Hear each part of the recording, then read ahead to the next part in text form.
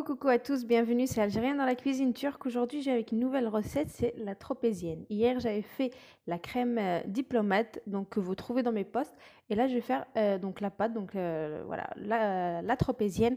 Donc pour cela, je vous donne les ingrédients et on attaque juste après. Pour cela, j'ai pris 350 g de farine, un sachet de sucre vanillé, une pincée de sel, un œuf. Là, j'ai à peu près 50 g de sucre donc en poudre, une cuillère à soupe de levure boulangère, 50 g de beurre mou. Et là, j'ai pris 150 ml de lait tiède. D'accord? Donc, on va commencer. Moi, je vais faire ça au pétrin, comme vous pouvez le voir ici. On va commencer à mettre nos ingrédients et on attaque juste après. Allez, go!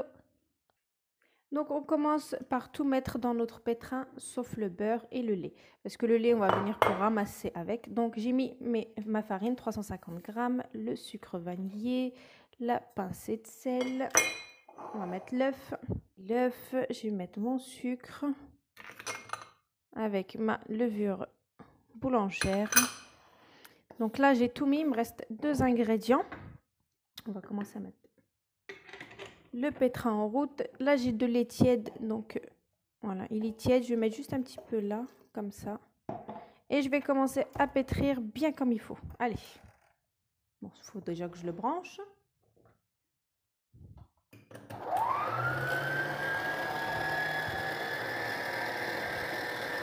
Et on met le lait petit à petit. Voilà. Le beurre, c'est vraiment à la fin. Elle va être très très souple, très molle, la pâte. Collante. C'est normal. Une pâte à brioche ou une pâte à tropézienne, elle est toujours comme ça. Ne vous inquiétez pas.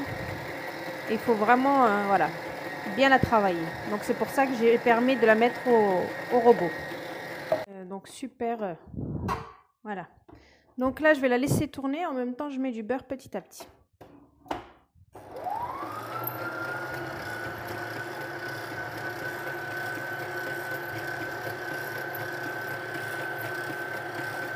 Il faut bien la laisser tourner. Il faut qu'elle travaille au moins un bon 5-10 minutes.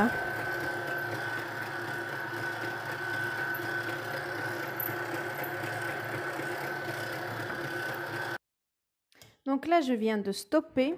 Et comme vous pouvez le voir, elle est hyper collante. C'est tout à fait normal. Voilà. Donc là, on va essayer de, on va dire, racler les côtés pour pouvoir tout ramener au milieu. Regardez. Et on va la laisser gonfler. Donc je vais la laisser, voilà. Regardez la texture. Donc là, je vais la fermer et je vais la laisser doubler de volume. D'accord? Allez, à tout à l'heure. Bien, regardez, elle a bien gonflé. Vous mettez une bonne quantité de farine sur votre plan de travail et vous essayez d'enlever donc votre pâte.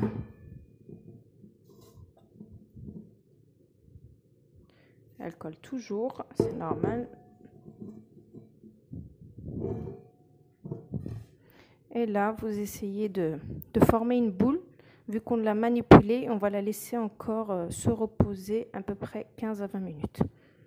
Déjà, on va former une boule.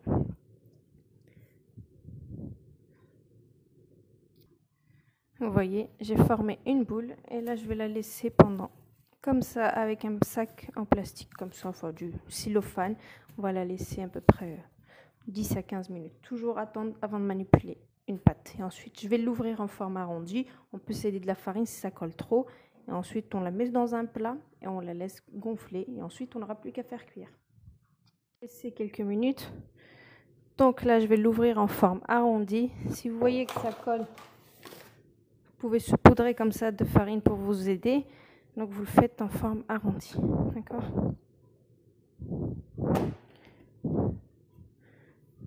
Voilà, donc je vais faire un bon rond, comme une tropézienne, quoi.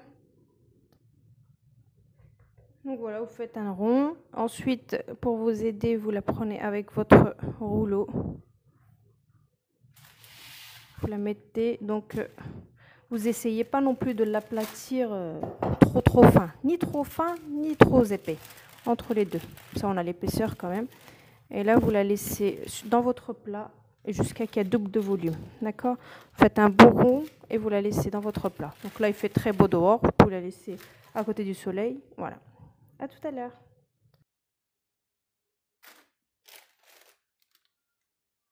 bien gonflé, machallah. Moi, j'ai préchauffé mon four. Après, je l'ai éteint, je l'ai mis à l'intérieur pour que ça gonfle, voilà, que ça soit plus rapide.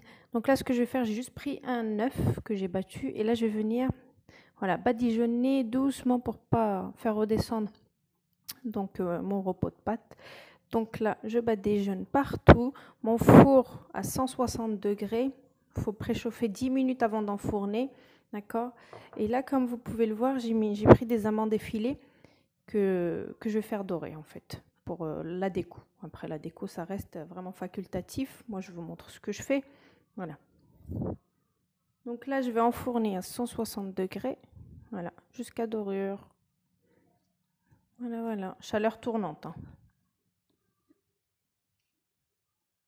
Voilà. Et je reviens tout à l'heure après la cuisson. Du four, je l'ai laissé refroidir. Vous prenez voilà, un couteau à pain et vous coupez bien pour séparer les deux côtés. Vous laissez bien refroidir. Hein.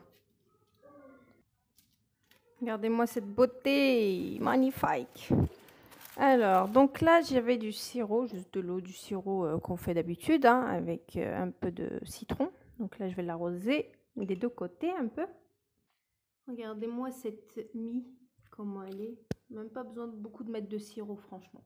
Donc là, j'ai ma crème pâtissière que j'avais préparée la veille. Le poste de la crème pâtissière, donc Diplomate, elle est super légère. Vous la trouvez juste dans le poste précédent. Donc là, je vais la garnir de ma crème pâtissière, enfin Diplomate, pardon. Donc là, je vais pocher. Regardez, je vais juste vous montrer comment elle est.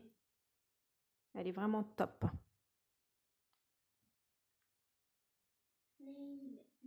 Pasta. Pocher. Donc voilà, je vais remettre une autre couche parce qu'il m'en reste un petit peu. Voilà, une bonne tropézienne. Voilà. J'aime bien quand il y a de l'épaisseur en fait. Franchement, la crème Diplomate, je trouve que c'est une super bonne crème parce que déjà d'une, elle est plus légère qu'une crème pâtissière. Et de deux, le goût, pardon, ça n'a rien à voir, mais vraiment rien. Voilà, je vais m'arrêter là. Ça, ma fille, elle est à côté de moi, je vais lui donner à manger parce que sinon, elle ne va pas me laisser tranquille. Tiens. Voilà. Donc là, je vais refermer. Regardez-moi cette beauté. Regardez. Moi, la tropézienne, c'est un de mes desserts préférés avec le millefeuille. Donc, on va la mettre bien correctement. Donc là, moi, je vais mettre du nappage par-dessus. Si vous n'avez pas de nappage, vous mettez de la confiture d'abricot. Juste pour faire briller. Et pour fixer mes amandes effilées que j'ai fait dorer, j'ai profité du four pour pouvoir voilà, faire dorer. Donc ça, c'est facultatif. Hein. On peut mettre soit du sucre glace, soit avant cuisson aussi. Ça m'arrive de mettre, vous savez, le sucre pour les chouquettes, vous savez, les gros sucres, morceaux. Ça aussi, vous pouvez le mettre, voilà. Normalement, c'est ça pour une vraie tropézienne. Mais après, on peut la faire comme on veut. Donc, avant de passer à la cuisson, en fait, de la pâte, vous mettez, une fois que vous badigeonnez, vous mettez du sucre comme sur les chouquettes et vous faites cuire à ce moment-là. Mais bon, après, vous avez plusieurs façons de décorer. Et moi, je vais saupoudrer de sucre glace et elle sera prête. Voilà, une bonne tropézienne maison. Rien de mieux, franchement. Et c'est super bon, la pâte, elle est top. Alors la voici, ma tropézienne, elle est prête, elle est magnifique, voilà, donc franchement cette recette-là, elle est inratable et surtout super bonne. Donc voici une part, regardez. Donc la voici, elle est extra, mais extra moelleuse, regardez. En fait, il faut la tester pour vraiment savoir, voilà, la moellitude, voilà, le goût, etc. Donc voilà, regardez. Regardez. C'est vraiment super bon, super moelleux. Elle est super bien cuite, bien aérée. Donc voilà. Donc là, je suis à Marnia. Nous, on dit la mona. En Algérie, on dit la mona. Donc voilà. Donc je vous fais plein de gros bisous. Et je vous dis à bientôt pour une nouvelle recette. J'attends vos retours. Et à bientôt. Ciao.